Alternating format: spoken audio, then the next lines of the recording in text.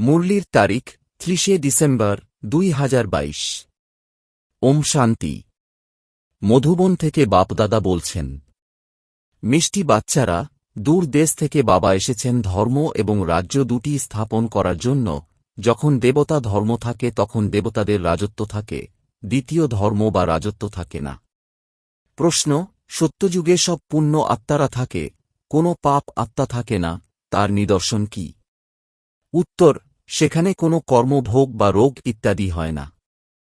এখানে রোগ ভোগ অসুখ বিসুখ ইত্যাদির দ্বারা প্রমাণিত হয় যে আত্মারা পাপের সাজা কর্মভোগের রূপে ভোগ করছে, যাকে পাস্টের হিসেব নিকাশ বলা হয়। প্রশ্ন: বাবার কোন ইঙ্গিত দূরদর্শী বাচ্চারাই বুঝতে পারবে? উত্তর: বাবা ইঙ্গিত করেন, বাচ্চারা, তোমরা বুদ্ধি যোগের রেশ করো। এখানে বসে বাবাকে স্মরণ করো। ভালোবেসে স্মরণ করবে তো তোমরা বাবার গলার হার হয়ে যাবে। তোমাদের প্রেম সিক্ত অশ্রু মালার মুক্তোর দানা হয়ে যায়। গীত অবশেষে সেই দিন এলো আজ। ওম শান্তি। বাচ্চারা গান শুনল, গানের অর্থ বুঝল। ভারত হল বিশাল, সম্পূর্ণ ভারতকে পড়ানো সম্ভব নয়।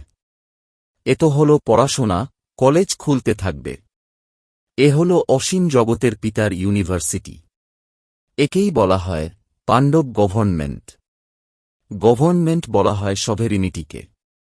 এখন তোমরা বাচ্চারা জানো, সভেরিনিটি, সার্বভৌমত্ব বা রাজত্ব স্থাপন হচ্ছে। ধর্ম প্লাস সভেরিনিটি, রিলিজো পলিটিক্যাল। দেবীদেবতা ধর্মের স্থাপনা হচ্ছে, আর অন্য কোনো ধর্মের মানুষ রাজত্ব স্থাপন করে না। তারা শুধু ধর্ম স্থাপন করে। বাবা বলেন, আমি আদি সনাতন ধর্ম এবং রাজত্ব স্থাপন করি, তাই রিলিজো পলিটিক্যাল বলা হয়। বাচ্চাদের খুব দূরদর্শী বুদ্ধিমত্তা থাকা উচিত। বাবা দূরদেশ থেকে এসেছেন। যদিও দূরদেশ থেকে সব আত্মারাই আসে। তোমরাও দূর দেশ থেকে এসেছ। নতুন ধর্ম যারা স্থাপন করতে আসে, তাদের আত্মারাও দূর থেকেই আসে। তারা ধর্ম স্থাপক, আর একে বলা হয় ধর্ম এবং সভেরিনিটি স্থাপক। ভারতে সভেরিনিটি ছিল। মহারাজা মহারানী ছিল। মহারাজা শ্রী নারায়ণ, মহারানী শ্রী লক্ষ্মী। তো এখন তোমরা বাচ্চারা বলবে আমরা শ্রীমত অনুসারে চলছি। বাবা, যাকে আমরা সব ভারতবাসীরা আহ্বান করেছি যে এসো, এসে পুরানো দুনিয়াকে পরিবর্তন করে নতুন সুখের দুনিয়া স্থাপন করো। পুরানো গৃহ এবং নতুন গৃহে পার্থক্য তো থাকে, তাই না? বুদ্ধিতে নতুন গৃহের কথাই স্মরণে থাকে। আজকাল তো বাড়ি ঘর ইত্যাদি ফ্যাশনেবল বানায়। ভাবে এমন এমন করে বাড়ি তৈরি হবে। তোমরা জানো আমরা নিজের ধর্ম এবং রাজত্ব স্থাপন করছি। স্বর্গে আমরা হিরে জহরতের মহল বানাব। অন্য ধর্মের মানুষ এমন ভাবে না। যেমন ক্রাইস্ট খ্রিস্টান ধর্ম স্থাপন করতে এসেছিলেন, এই কথা তারা তখন বুঝতে পারেনি। যখন বৃদ্ধি হয়েছে তখন নাম রাখে খ্রিস্টান ধর্ম। ইসলাম ইত্যাদি ধর্মের কোনো নাম চিহ্নটুকুও থাকে না। তোমাদের চিহ্ন শুরু থেকে এখনো পর্যন্ত চলছে। লক্ষ্মীনারায়ণের চিত্র আছে, তোমরা এ কথাও জানো তাঁদের রাজত্ব সত্য যুগে ছিল। সেখানে তোমাদের এই জ্ঞান থাকবে না যে পাস্টে কাদের রাজধানী ছিল, ফিউচারে কাদের রাজধানী থাকবে। শুধু প্রেজেন্ট অর্থাৎ বর্তমানকে জানবে। এখন তোমরা পাস্ট, প্রেজেন্ট, ফিউচারকে জানো। সর্বপ্রথমে আমাদের ধর্ম ছিল, পরে অন্য ধর্মগুলি এসেছে। সঙ্গমেই বাবা বসে বোঝান। এখন তোমরা ত্রিকালদর্শী হয়েছ। সত্য যুগে ত্রিকালদর্শী হবে না। সেখানে তো রাজত্ব করবে, অন্য ধর্মের নাম চিহ্ন কিছুই থাকবে না। নিজের আনন্দে রাজত্ব করবে। এখন তোমরা সম্পূর্ণ চক্রের কথা জেনেছ। মানুষ এই কথা তো জানে না যে অবশ্যই দেবীদেবতা ধর্ম ছিল, কিন্তু সেই ধর্ম কিভাবে স্থাপন হল, কত সময় চলেছে, সে কথা জানে না। তোমরা জানো সত্য যুগে এতগুলি জন্ম রাজত্ব করেছি, তারপরে ত্রেতায় এতগুলি জন্ম হয়েছে। এদেরও জানতে হবে। বাচ্চারা জানে অবশ্যই অসীম জগতের পিতা আমাদের পড়ান। তোমরা জানো কৃষ্ণের আত্মার এ হল অনেক জন্মের অন্তের জন্ম, এনার মধ্যেই এসে প্রবেশ করেছেন। এনার নাম ব্রহ্মা নিশ্চয় চাই। ব্রহ্মা থেকে বিষ্ণু, বিষ্ণু থেকে ব্রহ্মা। এই ত্রিমূর্তির নলেজ খুব সিম্পল। ইনি হলেন নিরাকার শিব পিতা, তাঁর কাছ থেকে বর্ষা প্রাপ্ত হয়। নিরাকারের কাছ থেকে বর্ষা কিভাবে প্রাপ্ত হয়? প্রজাপিতা ব্রহ্মার দ্বারা আমরা ব্রাহ্মণ থেকে দেবতা হতে চলেছি। সেই দেবতারাই ৮৪ জন্মের পরে ব্রাহ্মণ হয়। এই চক্রটি বুদ্ধিতে থাকা উচিত। আমরাই ব্রাহ্মণ, ব্রহ্মার সন্তানরাই রুদ্রের সন্তান হয়। আমরা আত্মারা নিরাকারী সন্তান, আমরা বাবাকে স্মরণ করি। এই চিত্রের বিষয়ে বোঝানো খুব সহজ। তপস্যা করছে পরে সত্য যুগে আসবে। তোমাদের বুদ্ধিতে থাকা উচিত আমরা মানুষ থেকে দেবতায় পরিণত হচ্ছি। পরে দেবতা ধর্মের বাদশাহ হয়ে রাজত্ব করব। যোগের দ্বারাই তোমাদের বিকর্ম বিনাশ হবে। যদি এখনও পাপ করতে থাকবে তো কি তৈরি হবে?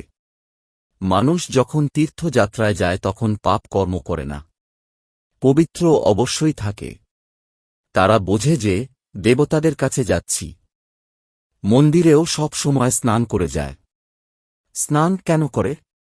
প্রথমত বিকারগ্রস্ত থাকে বলে, দ্বিতীয়ত প্রাকৃতিক কৃত্য করে বলে স্নান করতে হয়। তারপর পরিষ্কার পরিচ্ছন্ন হয়ে দেবতাদের দর্শন করতে যায়। তীর্থযাত্রায় গিয়ে কখনো পতিত হয় না। ৪ ধামের পরিক্রমা করে পবিত্র হয়ে, অর্থাৎ পবিত্রতাই হল মুখ্য। দেবতারাও যদি পতিত হয় তবে পার্থক্য কি রইল? দেবতারা পবিত্র থাকে, আমরা পতিত হই। তোমরা জানো বাবা আমাদের ব্রহ্মার দ্বারা অ্যাডাপ্ট করেছেন। যদিও তোমরা সব আত্মারাই হলে আমার সন্তান, কিন্তু তোমাদের পড়াবো কিভাবে? রাজযোগ শেখাবো কিভাবে? তোমরা মিষ্টি মিষ্টি বাচ্চাদেরকে স্বর্গের মালিক বানাবো কিভাবে? তোমরা জানো বাবা নতুন দুনিয়া স্থাপন করেন। সুতরাং ভগবান অবশ্যই বাচ্চাদেরকে উপযুক্ত বানিয়ে বর্ষা প্রদান করবেন। কোথায় উপযুক্ত বানাবেন? সঙ্গম যুগে। বাবা বলেন আমি সঙ্গমে আসি। এই মাঝখানের ব্রাহ্মণ ধর্মই হল একেবারে আলাদা। কলিযুগে হল শূদ্র ধর্ম, সত্য যুগে হল দেবতা ধর্ম। এ হল ব্রাহ্মণ ধর্ম। তোমরা হলে ব্রাহ্মণ ধর্মের। এই সঙ্গম যুগ হল খুবই ছোট। এখন তোমরা সম্পূর্ণ চক্রের বিষয়ে জানো, দূরদর্শী হয়ে গেছ। তোমরা জানো ইনি হলেন বাবার রথ, এনাকে নন্দীগণও বলা হয়। সারাদিন তো রথে বসে যাত্রা করেন না। আত্মা দেহরূপী রথে বসে সারাদিন যাত্রা করে। আলাদা হয়ে গেলে তো দেহ থাকবে না। শিব বাবা তো আসতে যেতে পারেন, কারণ আত্মা হল তাঁর নিজের। তাই আমি সর্বদা শোয়ার থাকি না, সেকেন্ডে আসা যাওয়া করতে পারি। আমার সমান তীক্ষ্ণ রকেট দ্বিতীয়টি নেই। আজকাল রকেট, বিমান ইত্যাদি কত রকমের যানবাহন তৈরি হয়েছে, কিন্তু সবচেয়ে তীক্ষ্ণ হল আত্মা। তোমরা বাবাকে স্মরণ করো, আর বাবা এসে গেলেন। আত্মাকে হিসেবনিকেশ অনুসারে লন্ডনে জন্ম নিতে হবে, তো সেকেন্ডে সেখানে গিয়ে গর্ভে প্রবেশ করবে। সুতরাং সবচেয়ে তীব্র বেগে গমন করে আত্মা। এখন আত্মা নিজ গৃহে অর্থাৎ পরমধাম যেতে পারে না, কারণ তার শক্তি নেই। দুর্বল হয়ে পড়েছে, উড়তে পারে না। আত্মার উপরে পাপের বোঝা অনেক রয়েছে। শরীরের উপরে যদি বোঝা থাকত তবে তো আগুনের দ্বারাই পবিত্র হয়ে যেত, কিন্তু আত্মার মধ্যেই খাত পড়ে। তাই আত্মাই সঙ্গে করে হিসেবপত্র নিয়ে যায়। সেজন্য বলা হয় পাস্টের কর্মভোগ। আত্মা তো সংস্কার সঙ্গে করে নিয়ে যায়। জন্ম থেকেই কারো পা অকেজো হলে বলা হয় পাস্টে এমন কর্ম করেছে। জন্মজন্মান্তরের কর্ম, যা ভোগ করতে হয়। সত্যযুগে হলই পূর্ণ আত্মা। সেখানে এইসব কথা থাকে না। এখানে সবাই পাপ আত্মা। সন্ন্যাসীদেরও প্যারালাইসিস হলে বলা হবে কর্মভোগ। আরে মহাত্মা শ্রী শ্রী ১০৮ জগৎ গুরু হয়েও এমন রোগ কেন হয়? বলবে কর্মভোগ। দেবতাদের উদ্দেশ্যে এমন বলবে না। গুরুর মৃত্যু হলে শিষ্যদের অবশ্যই অনুশোচনা হবে। বাবার প্রতি খুব ভালোবাসা থাকলেও কান্নাকাটি করে। স্ত্রীর ভালোবাসা স্বামীর প্রতি থাকলে অবশ্যই কান্নাকাটি করবে। স্বামী দুঃখ প্রদানকারী হলে কাঁদবে না। মোহ না থাকলে বুঝবে ভবিতব্য। তোমাদেরও বাবার সাথে অনেক ভালোবাসা আছে। শেষ সময়ে বাবা চলে যাবেন, তোমরা বলবে ওহো। বাবা চলে গেলেন, উনি এত সুখ প্রদান করেছিলেন। শেষে পিছনে অনেকে পড়ে থাকবে। বাবার সাথে অনেক ভালোবাসা থাকে। তোমরা বলবে বাবা আমাদের রাজত্ব প্রদান করে চলে গেলেন। ভালোবাসার অশ্রু ঝরে পড়বে, দুঃখের নয়। এখানেও আত্মারূপী বাচ্চারা বহুকাল পরে শিব পিতার সাথে এসে মিলিত হয়তো প্রেমসিক্ত অশ্রু ঝরে পড়ে। এই প্রেমের অশ্রুই মালার মুক্ত দানা হয়ে যাবে। আমাদের পুরুষার্থই হল যে আমরা বাবার গলার হার হতে পারি, তাই বাবাকে স্মরণ করতে থাকি। বাবার আদেশ হল স্মরণের যাত্রা করতে থাকো। যেমন রেস করানো হয় অমুক স্থানটিকে ছুঁয়ে এসো, তারপরে হয় ক্রম অনুসারে। এখানেও বাবাকে যত স্মরণ করবে, যে প্রথমে রেস করে এগিয়ে যাবে সেই প্রথমে স্বর্গে এসে রাজত্ব করবে। তোমরা সব আত্মারা বুদ্ধির দ্বারা যোগে রেস করছ। এখানে বসে ওইখানে রেস করছ। আমরা শিব বাবার সন্তান। বাবা ইঙ্গিত করেন, আমাকে স্মরণ করো, দূরদর্শী হও। তোমরা দূরদেশ থেকে এসেছ। এখন এই পরের দেশ বিনাশ হয়ে যাবে। এই সময় তোমরা রাবণের দেশে আছো, এই ধরিত্রী হল রাবণের। পরে তোমরা অসীম জগতের পিতার ধরিত্রীতে আসবে। সেখানে হল রামরাজ্য। রামরাজ্য শিব বাবা স্থাপন করেন। পরে অর্ধেক কল্পে রাবণের রাজ্য, ড্রামা অনুসারে এটাই নির্ধারিত আছে। এই সব কথা তোমরা বাচ্চারাই জানো, তাই তোমরা প্রশ্ন করো, যার উত্তর তারা কেউই দিতে পারে না। যদি বলা হয় আত্মার পিতা হলেন গডফাদার, আচ্ছা, তাঁর কাছ থেকে তোমাদের কি বর্ষা প্রাপ্ত হওয়া উচিত? এ হল পতিত দুনিয়া। বাবা তো পতিত দুনিয়া রচনা করেননি, তাই না? কাউকে বোঝানো খুব সহজ। চিত্র দেখাতে হবে। ত্রিমূর্তির চিত্র কত সুন্দর। এমন নিয়ম মেনে ত্রিমূর্তির চিত্র কোথাও নেই। ব্রহ্মার মুখমণ্ডলে দাড়ি ইত্যাদি দেখানো হয়। বিষ্ণু আর শঙ্করের দেখানো হয় না। তাঁদের দেবতা রূপে গণ্য করে। ব্রহ্মা তো হলেন প্রজাপিতা। অনেকে অনেক রকমভাবে বানিয়েছে। বাচ্চারা, এখন এইসব কথা তোমাদের বুদ্ধিতে আছে, অন্য কারো বুদ্ধিতে নেই। তারা যেন বুঝতেই চায় না। রাবণকে দহন কেন করা হয়, সে কথা কেউ জানে না। রাবণকে কবে এসেছিল? বলে দেয় অনাদিকাল থেকে দহন করা হচ্ছে। তোমরা বুঝেছ, রাবণ হল অর্ধেক কল্পের শত্রু। দুনিয়ায় নানান মত রয়েছে, যে যেমন বুঝিয়েছে সেই রকম নাম রেখে দিয়েছে। কেউ মহাবীর নাম দিয়েছে। মহাবীর তো হনুমানকে দেখানো হয়। এখানে আদিদেব মহাবীর নাম কেন রেখেছে? মন্দিরে মহাবীর, মহাবীরাঙ্গনা আর তোমরা বাচ্চারা বসে আছো। তারা মায়ার উপরে বিজয় লাভ করেছে, তাই মহাবীর বলা হয়। তোমরাও অনায়াসেই নিজেদের স্থানে এসে বসেছ। ওটা হল তোমাদের স্মরণিক। সেসব হল জডরূপে। তবুও চিত্র অবশ্যই লাগাতে হবে, যতক্ষণ না পর্যন্ত চৈতন্য স্বরূপের কাছে এসে জ্ঞান অর্জন করে। দিলওয়ারা মন্দিরের রহস্য খুব ভালোভাবে বোঝাতে পারো। এরা পড়াশোনা করে গেছে, তবে ভক্তিমার্গে এই স্মরণিক তৈরি হয়েছে। তোমাদের রাজধানী স্থাপন করতে অনেক পরিশ্রম করতে হয়। কটু কথাও শুনতে হয়, কারণ কলঙ্গীধর অর্থাৎ ময়ূর পঙ্খধারী হতে হবে। এখন তোমরা সবাই কটু কথা শোনো। সবচেয়ে বেশি গ্লানি হয় আমার।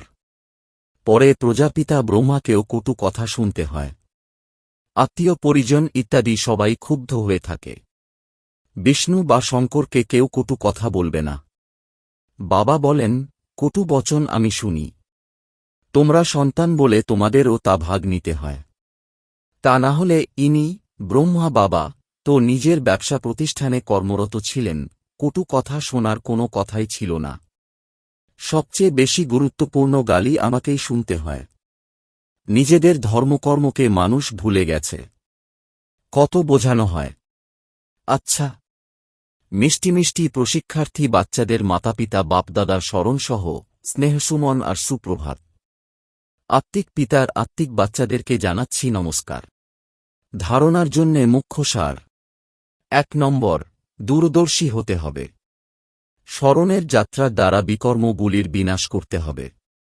রুহানি যাত্রায় কোনো পাপ কর্ম করবে না। ২ নম্বর, মহাবীর হয়ে মায়ার উপরে বিজয় লাভ করতে হবে।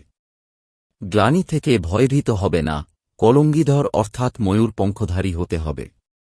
বরদান, সর্বশক্তিগুলির অনুভব করে সময়মতো সিদ্ধি প্রাপ্তকারী নিশ্চিন্ত বিজয়ী ভব। এর বিস্তার, সর্বশক্তিতে সম্পন্ন নিশ্চয় বুদ্ধি বাচ্চাদের বিজয় নিশ্চিত। যেমন কারো কাছে ধনের, বুদ্ধির বা সম্বন্ধ সম্পর্কের শক্তি থাকে তো তার দৃঢ় নিশ্চয় থাকে যে একই এমন বড় কথা। তোমাদের কাছে তো সব শক্তি আছে। সবচেয়ে বড় ধন অবিনাশী ধন সদা সাথেই আছে, অর্থাৎ ধনের শক্তিও আছে, বুদ্ধি এবং পজিশনের শক্তিও আছে, সেগুলির শুধু ইউজ করো, এর প্রতি কাজে লাগাও, তাহলেই সময়মতো বিধি দ্বারা সিদ্ধি লাভ হবে। স্লোগান, ব্যর্থ দেখার বা ব্যর্থ শোনার বোঝাকে সমাপ্ত করাই হল ডবল লাইট হওয়া। ওম শান্তি।